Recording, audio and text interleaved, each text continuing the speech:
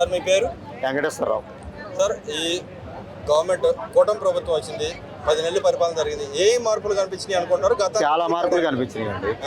ఏం కనిపించినాయి అంటారు? ఏం కనిపించే ఇప్పుడు అన్ని తీసుకొచ్చాడు, రాజధాని ఇక్కడ పెట్టాడు. ఇప్పుడు ఆయన 3 ముక్కల రాజధాని అని చెప్పి ఆట ఆడాడు. ఇప్పుడు లేదు, ఇప్పుడు రాజధాని ఒకటే అని చెప్పి ఈయన కడుతున్నాడు. పిల్లలకు ఉద్యోగాలు వస్తాయి, అన్ని విధాలా బాగుంటుంది. అది అంటే ఆయన చెబుతున్నాడు ల్యాండ్ ఆర్డర్ లేదు, నా మీద దాడి చేస్తాను, మా కార్యకర్త మీద దాడి చేస్తున్నాడు అన్నాడు. మరి ఇప్పుడు ఆయన ఉన్నప్పుడు చేసినప్పుడు, ఇప్పుడు ఆయన ఉన్నప్పుడు చేశాడు, మరి అప్పుడేమనుకోవాలి? మరి అప్పుడు చేసినట్టే కదా, నువ్వు చెప్పినట్టు ఆడారు, మరి ఇప్పుడు అట్ట ఆడతలేదుగా. అది అంటే నిన్న పోలీసులు కూడా అంటున్నాడుగా, చొక్కాలు వేసి తను పట్టుకొని ఎక్కడికి వెళ్ళినా కూడా తీసుకొస్తే నిలబెడతాను, మిమ్మల్ని అంతు చూస్తా అని చెప్పి అంటున్నాడుగా. మరి అప్పుడు ఉన్నప్పుడు వాళ్ళ మాట విన్నారు కదండి, ఇప్పటికైనా వీళ్ళకి బుద్ధి రావాలి. అది అంటే ఇక్కడ పోలీసుని అలా వ్యాఖ్య చేయడం ఎలా, గవర్నమెంట్ ఎంప్లాయీ తిడతాను ఎలా చూస్తారు? తిట్టగడదండి. ఇప్పుడు పోలీసులు అంటే మనకి రక్షణ ఇచ్చేవాళ్ళు. ఇప్పుడు వాళ్ళని తిడితే అట్టా తిట్టగడదుగా. నువ్వంటే 5 ఏళ్ళు ఉంటావు, వాళ్ళంటే ఎంతకాలం ఉంటారు? 40 ఏళ్ళు 50 ఏళ్ళు ఉద్యోగాలు ఉంటారు. నువ్వు వాళ్ళనే అది అధికారం లేదు కదా నీకు. అంటే ఇప్పుడు కేసులు పెడితే అక్రమ కేసులు అంటారు, నిజంగానే అక్రమ కేసులు పెడుతుంది. అక్రమ కేసులు ఎందుకు పెడతారు? నువ్వు పెట్టించావట.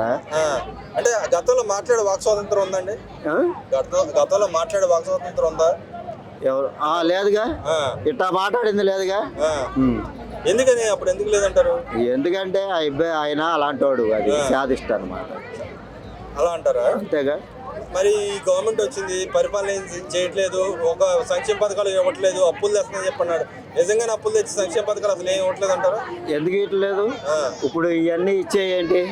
ఇప్పుడు ఇవన్నీ ఎంతమందికి పట్టాలు ఇచ్చాడు? మరి వాళ్ళందరికి ఇచ్చినట్టేగా. ఇప్పుడు నువ్వు వచ్చావు, ఏం చేసావు? నువ్వేం చేసావు? అంటే ఆయన చాలా మందికి ఇళ్ళ పట్టాలు ఇచ్చాడు. ఎవరికి ఇచ్చాడు? ఇచ్చిన వాళ్ళ చెప్పి మనండి, ఎవరికి ఇచ్చాడు? అదే ఆయన అనుకుంటే సరిపోయిందా? మరి ఈ గవర్నమెంట్ కూడా అంటా ఉంది కదా, 3 సెంటు 4 సెంటు దాకా ఇస్తామని చెప్పి అంటుంది. ఇస్తారు.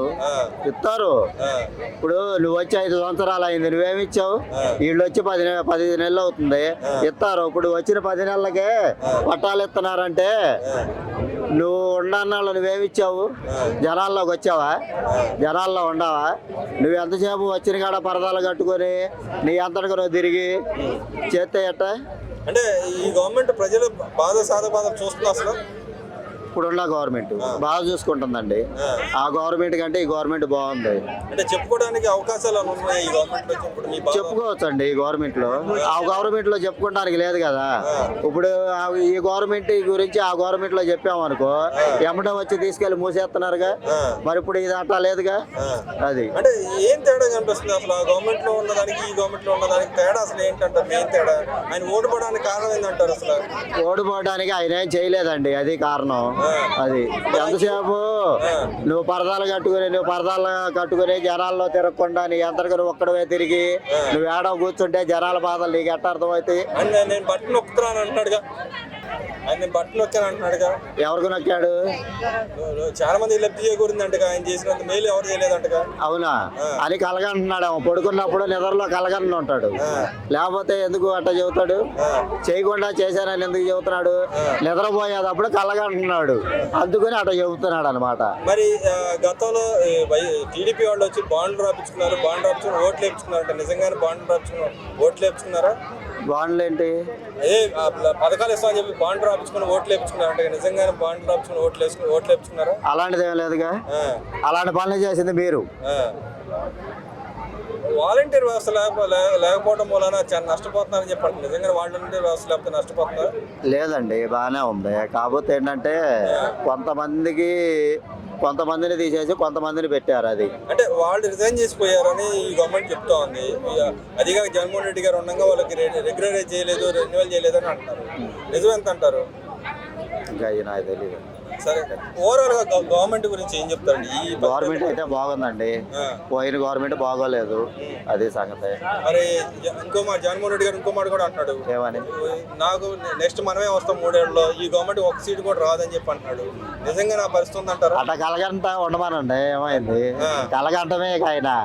అది వాళ్ళ మంత్రులు అంటున్నారు, కొంతమంది మాజీ మంత్రులు అంటా ఉన్నారు, ఏమని? కాలుకి చేయికి చేయి తెస్తాం, మీ ఎంత తెలుస్తా అని చెప్పి అంటారు. నిజంగానే ఆ పరిస్థితి ఉందా? వీళ్ళు చంపేస్తున్నారంట, వాళ్ళ కార్యకర్తలు చంపేస్తున్నారంట. ఎవరి కార్యకర్తలని? వైసీపీ కార్యకర్తలు అన్యాయ అక్రమంగా చంపేస్తున్నారు, కొంతమందిని జైలు పంపిస్తారంట కదా. ఏమండే జనాలు చూస్తానే ఉండారు, ఎవరేం చేశారో, ఏ పార్టీ వాళ్ళు ఎట చేశారో ఏంటనేది జనాలు చూస్తానే ఉండారుగా.